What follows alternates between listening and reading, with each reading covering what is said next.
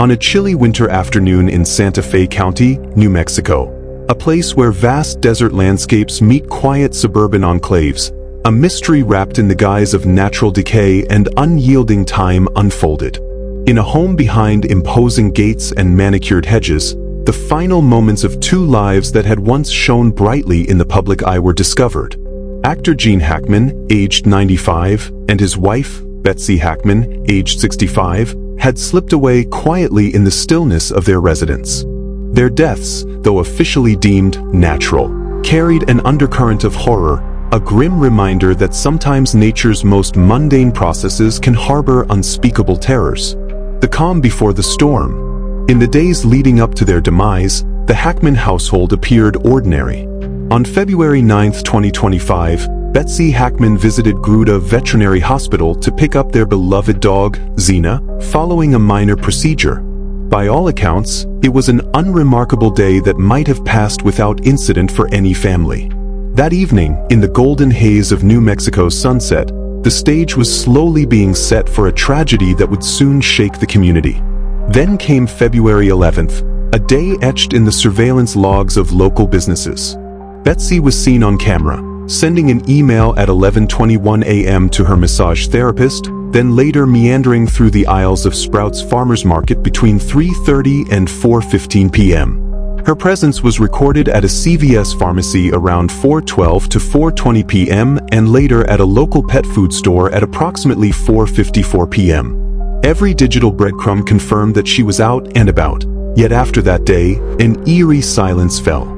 There would be no further communications, no follow-up phone calls, no footsteps echoing down the halls of her life. Her disappearance from the digital ether was the first sign. A quiet, almost imperceptible slowing of the rhythm that measure a human life. And as investigators would later reveal, the final communication from Betsy Hackman was noted on February 11th. In retrospect, that day became an omen, marking the moment when illness had already begun its merciless work behind the facade of normalcy. An unsettling discovery. The grim scene was set when law enforcement and medical examiners converged on the Hackman residence late in February.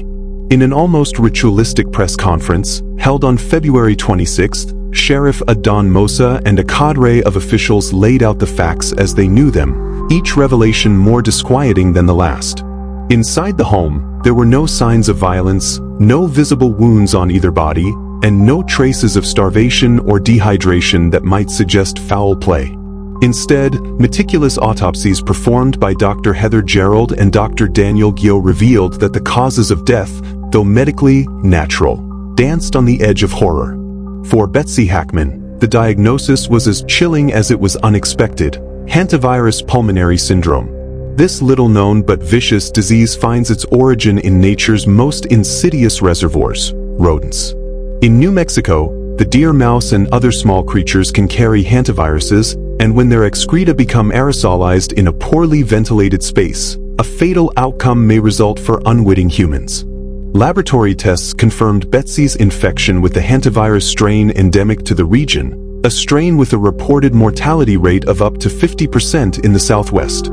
Her body bore the microscopic scars of a viral storm, a progression from flu-like symptoms to a vicious, unrelenting pulmonary collapse that, in less than 48 hours, could snuff out life.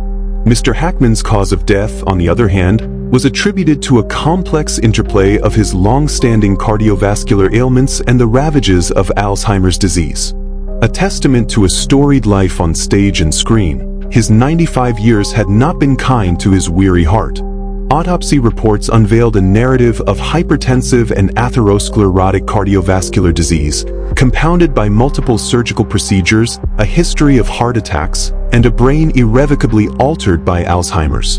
In his silent final hours, it was the faint, irregular pulse recorded by his pacemaker, a last, ghostly heartbeat on February 17th, followed by a terminal atrial fibrillation on February 18th, that provided the only measurable testimony of his struggle against time. The unseen predator, hantavirus. Hantavirus, as explained by the state public health veterinarian Dr. Aaron Phipps during the press conference, is no stranger to the histories of the American Southwest.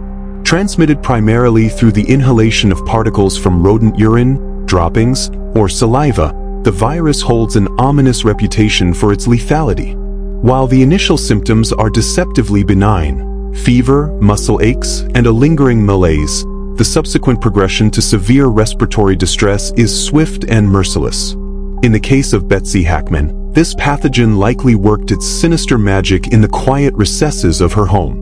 After a probable incubation period of 1 to 8 weeks, a window during which the virus silently replicated, Betsy experienced what Dr. Gerald described as a prodromal phase, a brief period of flu-like discomfort. But as the virus advanced, it overwhelmed her respiratory system. The autopsy detailed a cascade of events, fluid accumulation in and around her lungs, rapidly advancing to catastrophic lung failure. Even in the absence of obvious trauma, the clinical picture painted a grim timeline of deterioration, one where the biological clock ticked relentlessly toward an inevitable collapse. Dr. Gerald's explanations resonated with a chilling finality. She described hantavirus pulmonary syndrome as an insidious adversary, one that could convert a routine day into a harrowing journey toward respiratory collapse. With a fatality rate soaring between 38% and 50% in the region, Betsy Hackman's fate was a stark reminder that even in communities where life appears placid and routine, danger often lies in wait. A tapestry of evidence and unanswered questions. The investigation, as detailed in the press conference, was scrupulous in its methodology. Surveillance footage, pacemaker data, and even the minutest details, such as a minuscule 33% leak in a single burner on the kitchen stove, were pieced together to form a coherent chronology. The leak, deemed insignificant by fire department tests, was swiftly dismissed as a potential source of danger, setting the stage for another, more unsettling culprit, the natural world and its hidden pathogens. For Betsy, the digital trail ended abruptly on February 11th. Her car, identified by a remote control clicker linked to her vehicle, was seen entering the gated community, but after that, there was silence. No further emails, no texts, no calls. In stark contrast, Mr. Hackman's final moments were etched into the memory of his pacemaker. The interrogation of the device revealed erratic heart rhythms that suggested a terminal struggle, a silent testament to a life long influenced by the ravages of age and disease. Even the family pet, Xena, became an eerie footnote in the narrative. Following the discovery of the bodies, Xena was taken for necropsy by the Veterinary Diagnostic Services. The investigation would soon probe whether the loyal dog had succumbed to dehydration, starvation, or perhaps an incidental consequence of the same environmental factors that had imperiled her owners. In the labyrinth of questions that remained, Xena's fate lingered like an unresolved chord, a murmur in the back of an unfolding tragedy. The investigation, though thorough, left behind its own set of enigmas. Cell phone data from Betsy and any potential digital communications from Mr. Hackman were still under scrutiny. Law enforcement, while confident that the major pieces of the puzzle had been retrieved, held the investigation open until every loose end, from the digital footprints to the detailed results of the necropsy examinations, were conclusively tied up. Voices from the scene.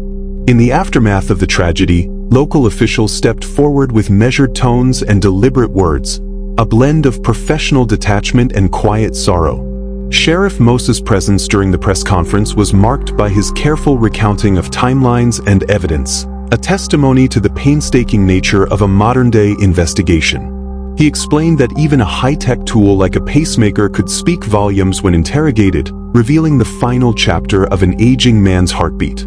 Dr. Heather Gerald, the chief medical examiner, delivered her findings with a sense of grim duty. In an unprecedented public statement, she detailed the systematic approach taken during the autopsies. For Betsy, every microscopic slide and every laboratory test converged on the diagnosis of hantavirus pulmonary syndrome, a revelation that cast a long, dark shadow on the otherwise placid image that many had of her. In describing the progression of the virus, she painted a picture of betrayal by one's own environment, a microscopic enemy lurking in the dust and droppings of desert rodents. Meanwhile, Dr. Aaron Phipps of the New Mexico Department of Health brought the larger context into focus. Hantaviruses, he explained, are part of a global phenomenon, silent, stealthy, and deadly. His recommendations for handling rodent infestations, from the careful use of disinfectants to the mandatory wearing of N95 masks, underscored a practical horror that everyday actions, cleaning a dusty attic or sweeping a seldom-used storage space, could inadvertently unleash a viral assassin. The haunting legacy of a life lived in the spotlight. For decades, Gene Hackman was a symbol of cinematic excellence, a man whose performances enthralled millions. His body of work spanned genres and generations, his every role a window into a complex human soul. Yet in his final chapter, as his body succumbed to the combined forces of cardiovascular decline and the ravages of Alzheimer's, there emerged a poignant irony. The very traits that had once made him a compelling on-screen figure, a vulnerability, the bittersweet poetry of aging, were now laid bare in the sterile light of a forensic examination. Betsy Hackman's story, too, carried layers of quiet tragedy. Once the partner of a celebrated artist, her own daily life had been marked by small acts, shopping at a local market, exchanging friendly emails, mundane details that now assumed a shiver-inducing significance. Her fate, claimed by a virus that many considered a rare specter of the desert, served as a stark reminder that neither fame nor fortune renders one immune to the caprices of nature. A community left to grieve and question. In the wake of the press conference, the community of Santa Fe has been left to grapple with more than just bureaucratic reports and medical memos. There is an undercurrent of unease, a recognition that the serene landscapes of the Southwest hide secrets that do not care for human convenience. The fact that a naturally occurring virus could so abruptly upend the lives of two longtime residents, and in such starkly contrasting ways, has fueled both scientific inquiry and folklore alike. Residents now speak in hushed tones of the desert ghost, a spectral force said to prowl the outskirts of well-maintained homes, borne on the arid winds and riding on the back of unseen rodents. While local authorities maintain that the risks associated with hantavirus can be mitigated through proper sanitation and vigilance, the memory of Betsy Hackman's final hours remains indelible, a cautionary tale of an environment where beauty and danger converge. For law enforcement officials and public health agents, the task has become twofold. Not only must they uncover every detail to provide closure to a grieving family, but they must also educate a public unaccustomed to such lurking threats. Detailed guidance issued by the New Mexico Department of Health, advising residents to wear gloves, use N95 masks, and safely disinfect areas contaminated by rodent excreta, serves as both a practical manual and a stark reminder. The desert is not simply a repository of scenic vistas and quiet solitude. It is a living, breathing entity, where even the smallest creature can carry untold dangers. An ongoing investigation in a world of uncertainty. While the immediate causes of death have been determined, investigators remain firm in their commitment to uncovering every detail. Cell phone data is still under analysis, and every digital trace recorded in the days leading up to those fateful moments is being meticulously examined. Investigators have promised transparency, albeit within the constraints of privacy laws and the slow grind of forensic science. The absence of body camera footage from the deputies who first entered the residence only adds to the sense of ambiguity, a gap in evidence that leaves room for lingering questions, however clinical they may be. At the heart of it all lies a paradox. The deaths of Gene and Betsy Hackman, once emblematic of artistic vibrancy and modern living, have become a case study in the fragility of life. Their stories are not the result of a violent crime or a dramatic conspiracy, but of natural processes, the relentless depletion of a fragile body by the dual forces of age and nature's microscopic agents. Reflections in the dusk. In the final analysis, what remains most haunting about the Hackman tragedy is not the clinical decay of an old man's heart or even the relentless advance of a virus against a woman who lived her life with quiet dignity. It is the way in which the everyday turned into the extraordinary, a stark reminder that horror often does not arrive in the guise of monsters or supernatural apparitions, but in the silent, invisible battles waged within our own homes by forces beyond our control. As the sun sets over the vast, unyielding expanse of the New Mexico desert, its light casts long, eerie shadows over the gated community where 2 lives ended too soon. The story of Gene and Betsy Hackman is now interwoven with the folklore of the land, a narrative of loss, mystery, and nature's unpredictable cruelty. In the quiet moments after twilight, one cannot help but wonder if, in every innocuous corner of our lives, there might be another unseen threat waiting to strike, another silent killer poised to rewrite the final act of an ordinary day. For those who study true horror, the Hackman case offers a profound lesson, that sometimes the most terrifying stories are not born of fiction, but are etched in the cold facts of reality. The eerie confluence of advanced medical technology, a pacemaker's last whispers, with the primal forces of a desert-born virus creates a narrative that lingers long after the official reports have been filed. In the end, the tragic final act of the Hackman stands as a testament to life's fragility and the unpredictable, often unnerving interplay between human civilization and the natural world. And that's the end of this video. Do subscribe to Horror Vault to watch such videos regularly.